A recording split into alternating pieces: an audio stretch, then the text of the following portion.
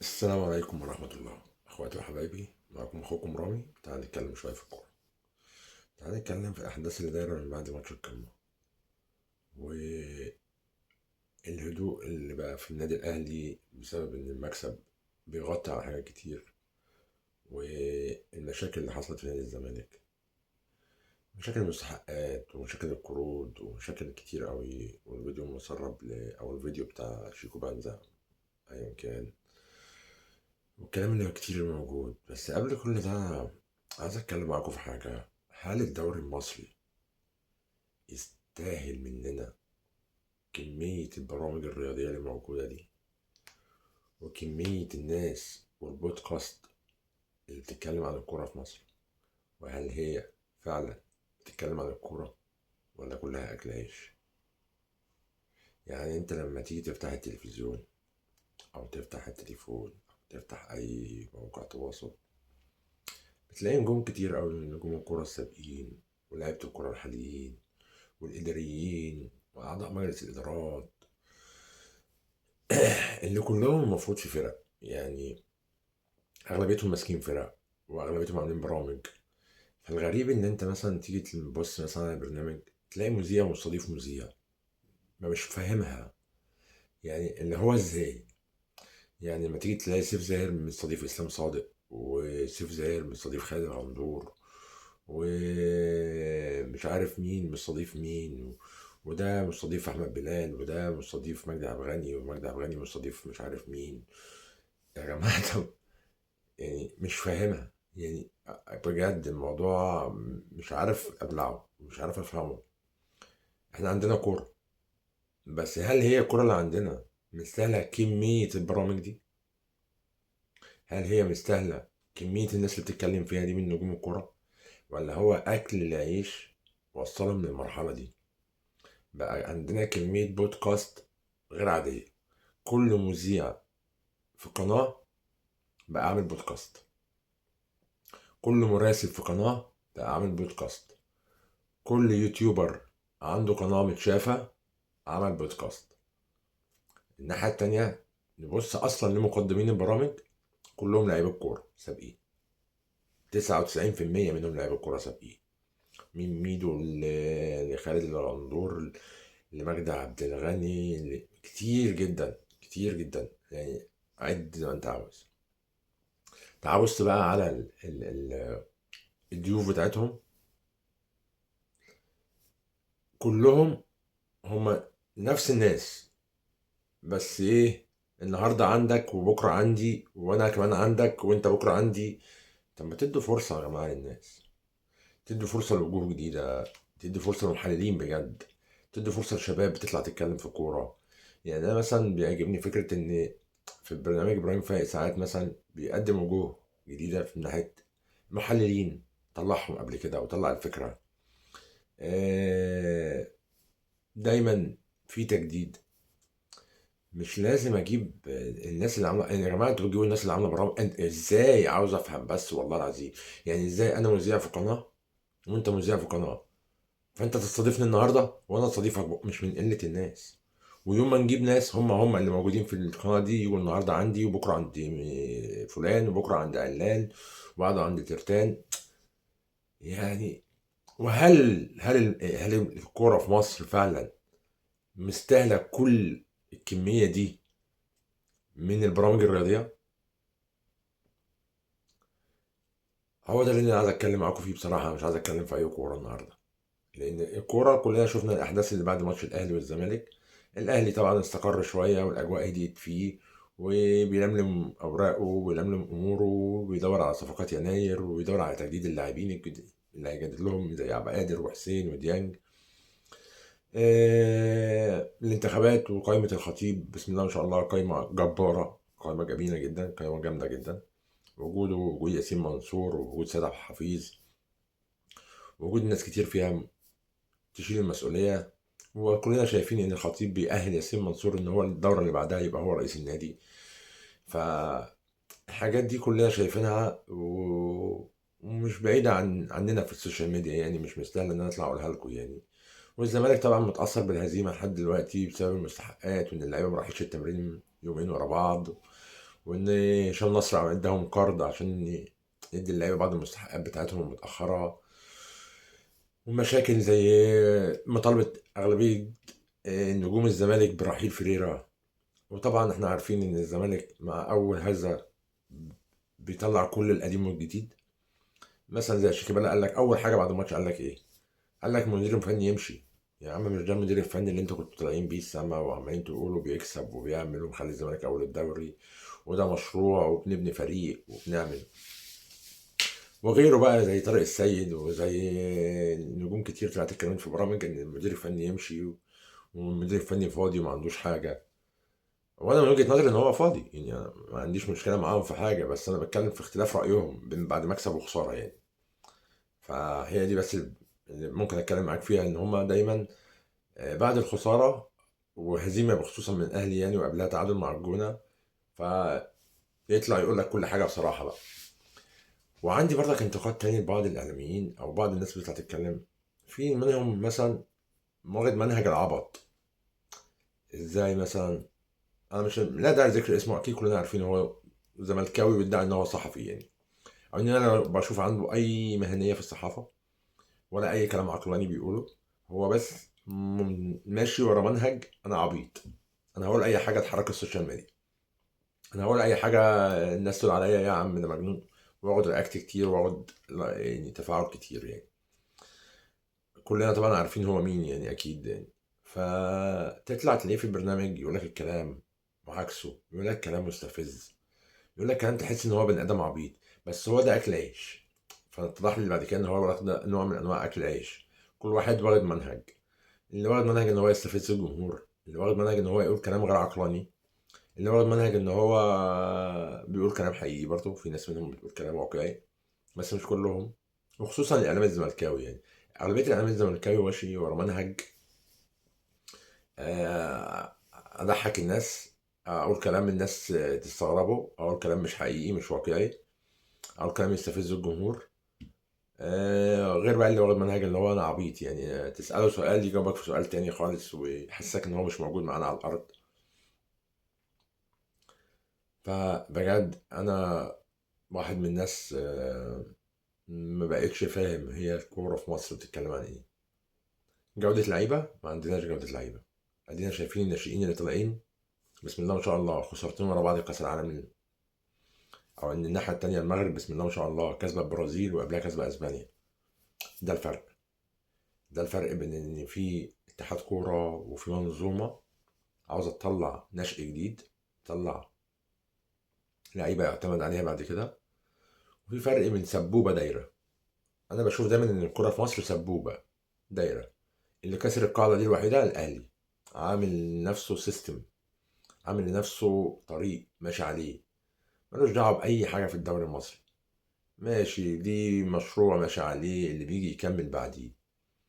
اما تيجي تبص الناحيه التانيه، في ناس كتير تانية في توهان، وكل واحد ماشي حسب خطته. عندك انديه ماشيه ان هي بتطلع لعيبه وتبيع استثمار يا باشا، زي انبي، زي بعض الفرق معتمده على النشء بتاعها، تطلع لعيبه تبيع تكسب. هي ولا بتبص الدوري ولا بتبص لاي حاجه، هي عايزه تقعد في الدوري وبس، تقعد في الدوري وتكمل وتبيع لعيبه وتكسب.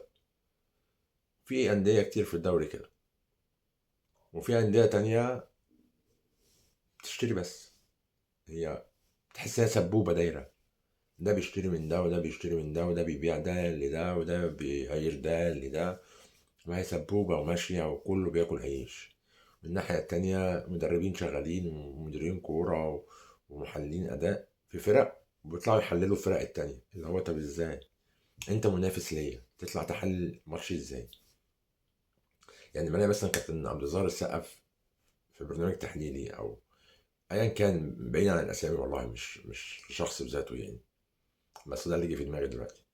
فطالع يحلل ماتش مثلا لفرقة تانية، طب ما هو انت بتنافس في الدوري معاهم، طالع بناء على ايه تتكلم عنهم؟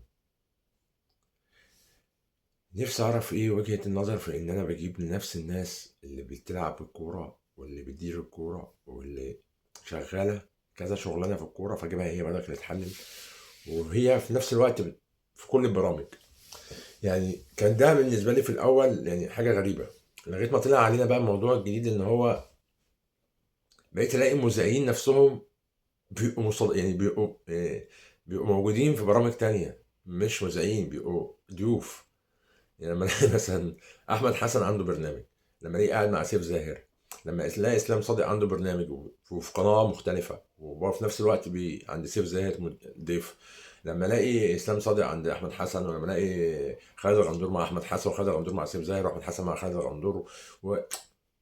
ومجدي عبد الغني مع ده، وده مجدي عبد الغني، ايه اللخبطيطه دي؟ انا ما فهمهاش كواحد يعني مشجع للكوره وشايف ان الكوره بتاعت بلدي والكوره في مصر والدوري المصري وجوده لعيبته ما تستاهلش كل المصاريف دي، ما تستاهلش كل البرامج دي، ما تستاهلش كل السبوبات دي. فانا استغرب، فما بقتش عارف والله يعني هي رايحه بينا لفين. يعني هي الكوره في مصر اصلا بايظه من اول اتحاد الكوره، بايظه، ما فيهاش منظومه اصلا. يعني اتحاد الكوره اصلا خربان من زمان، واللي يقول لك غير كده يعني هو مدعي. لان احنا كلنا عارفين ان حتى رئيس الاتحاد الحالي هاني بريده كان قبل كده هو رئيس الاتحاد، وكان ماشي باستقاله، والناس كانت مطالبه بمشيه، واحداث كاس العالم اللي فاتت، وازاي احنا كنا بنطالب باستقالته هو من اتحاد الكره كله. وفي نفس الوقت الناس جابته تقول لك احنا نامل فيه الخير وان هو يصلح من الكره. يا عم يصلح ايه؟ ما كان ماسكها قبل كده. عاملين زي اللي بيتفرج على فيلم للمره التانيه ولا المره العاشره ومستنيين نهايه مختلفه. لو انت ما تتفرجش على فيلم مرتين وتستنى النهايه مختلفه، هي النهايه يا جماعه. بس احنا شعب غريب يعني، ما بفهمش الحاجات دي. يعني ايه مثلا رئيس نادي او رئيس اتحاد او رئيس منظومه ايا كانت في مصر كان بيديرها وما وفقش فيها، مش هقول لك فشل يا عم، وما وفقش فيها وقدم استقالته والناس طلبت باستقالته ومشي. ايه الفكره بقى؟ ايه الفكره في انك بتجيبه تاني مره او لتالت مره وعاوزه يدير نفس المنظومه بس ينجح المره دي؟ بناء على ايه؟ يعني ايه هي الحاجات الجديدة او يعني الطريقة الجديدة او ايا كانت الايديولوجية اللي هو هيمشي بيها يخليه ينجح المرة دي؟ ما هو نفس الشخص، وهو نفس السيستم، وهو كل حاجة في مصر. تفكير، بحس ساعات كتير ان هو تفكير عقيم، اللي هو يا عم انا مش هغير الكون، هم عاوزين يجيبوه ما يجيبوه، اصل ما فيش حد تاني. ليه ما فيش حد تاني؟ ده احنا 100 وشوية مليون بني ادم، احنا داخلين على 120 مليون بني ادم. ما فيهمش واحد يدير كرة، ما فيهمش واحد يدير المنظومة؟ مش كده. بجد انا مش فاهم الدنيا ماشية ازاي، وبقيت بتعب لما بفكر فيها. لان لما تيجي تفكر فيها تلاقي ان انت مين هيسمعك؟ انت مين عشان حد يسمعك اصلا ولا حد يبص وراك؟ انت كده كده واحد بتطلع بتتكلم على السوشيال ميديا وما عندكش متابعين، ما عندكش اي حد اصلا، فكده كده الفيديو بتاعك مش متشاف، فانت مش في دماغ حد. فهم معتمدين ان هو يا عم ما اللي يتكلم يتكلم. هي الناس دي هتغير ايه؟ احنا اللي فاهمني ماسكينها. فاتمنى بجد والله ان في يوم من الايام قبل ما اموت يعني ان شاء الله اشوف ان حال الكوره في مصر اتصلح، اشوف ان مثلا عندنا اتحاد كوره قوي، اشوف ان احنا عندنا مدربين بجد كفاءات، مش بالمحسوبيه، مش اللي يمسك منتخب الناشئين اللي هو بيشارك في كاس العالم ده لمجرد مصالح. لكل حاجه دايره في المنظومه اصلا دايره مصالح. انا بستضيف فلان عشان مصلحتي مع فلان وعشان فلان صاحبي، وانا بشغل فلان عشان فلان صاحبي، وانا بعمل مش عارف ايه عشان مصلحتي. فهي دايره مصالح صاحبي، ومنظومه ومقفوله على نفسهم، ما فيهاش دخول جديد. ودايما كل واحد فيها يقول لك يلا نفسي، او مش انا اللي هغير الكون، انا ما اقدرش انتقد فلان. ليه يعني؟ هو بني ادم يعني ما بيغلط، ما كلنا بني ادمين وبنغلط، مفيش حد ما بيغلطش. ما تنتقد اللي انت عاوزه ادام في الصح، وادام انتقادك ده بعيدا عن اي مصالح شخصيه. ادام انت بتتكلم في ان مثلا في منظومه خربانه في مصر اسمها منظومه اتحاد الكوره ومنظومه الكوره بشكل عام في ادارتها في كل حاجه، ومحصوره في اهلي وزمالك وشويه بيراميدز، فاهمني؟ وبقيه الانديه هي مجرد بس يعني ايه، زي ما بيقولوا خيالات مآتة موجوده عشان تسند سنيدة، يعني عاملين زي الفيلم العربي اللي هو ليه بطل ومعاه بعض السنيدة في الفيلم. فهو ده الدوري المصري، اهلي وزمالك ومعاهم شويه بيراميدز شويه اسماعيلي، وبقيه الفرق سنيده في القصه. هنجيب لايكات، هنجيب سوشيال ميديا، هنشغل مذيعين، هنشغل قنوات، هنشغل بودكاستات وسبوبه وهتدور وكله هيرزق. وتيجي تدور بقى مثلا على منتخب بيشرفك ولا يلعب كوره، مفيش يا عم. انت واقع في مجموعه في تصفيات كاس العالم، مجموعه معلش هي مجموعه سهله، واللي يقول لك غير كده ويقول لك لا ده الفرق كلها صعبه والفرق كلها مش عارف ايه، انت كذاب. انت كمنتخب مصر المجموعه بتاعتك دي انت تدوس على وشها، ككواليتي لعيبه وكدوري مصري وكمصاريف دوري مصري وكضخ فلوس في الدوري المصري واعلام وكل المزايا اللي ممكن حد يدور عليها. انت المفروض اصلا في افريقيا كلها انت التوب نمبر 1. بس انت مش التوب، لان انت اصلا ما تيجي تبص انت عندك بالكتير قوي 2 3 محترفين في دوري محترم. تيجي تبص انت ما عندكش اصلا كرات لعيبه غير بتوع الدوري المصري اللي كلهم كسح كسح كل، يعني فاهمني، مفيش فيهم اي نتيجه. يا صاحبي احنا عيبنا في الدوري المصري او في اداره الكوره في مصر ان مفيش حد بيواجه، كلها بندور على السبوبه وبس. الواحد حتى بقى عنده ملل ان هو يطلع يتكلم في الكوره.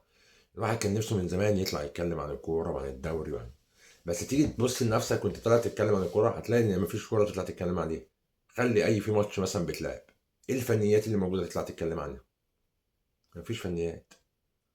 هات لي محللين فنيين بيطلعوا يكلموا كوره بعد اي ماتش، هيطلع يقول لك المدرب يمشي، ده اللعيب ده شفت صبر ونال، ده اللعيب ده عشان ما بيتكلمش ومركز مع نفسه. فين الفنيات اللي بتتكلم فيها؟ فين الخطه اللي بيلعب فيها؟ فين البدني اللي في موجود في الماتش؟ فين التكتيك؟ فين الشغل بتاع المدير الفني اللي هو المفروض بتتكلم عنه وتحركات اللعيبه؟ اما تطلع تقول لك اصل اللعيب ده، اصل الفرقه دي طول الماتش المدرب بيدافع، اصل المدرب مش عارف جبان. انا عايز فنيات يا صاحبي، ما انا عارف اللي هو جبان، ما انا شايف بعيني ان هو جبان، انا شايف ان هو بيدافع وبيلعب تحت الكوره طول الماتش. فين الفنيات؟ قول لي مثلا لا المفروض كان يلعب بتكتيك كذا بس لعب بتكتيك كذا، المفروض يلعب بخطه كذا بس لعب بخطه كذا، اللعيبه كان المفروض عندها تعليمات بكذا بس اللعيبه ما عملتش التعليمات. اديني جمل فنيه كانت موجوده في المباراه، اديني اي حاجه فنيه موجوده في المباراه. المباريات دلوقتي بعد الماتش تيجي تبص اصلا على الفنيات او الناس اللي بتتكلم فني ما بيلحقوش اصلا يتكلموا وهما ما عندهمش حاجه يقولوها.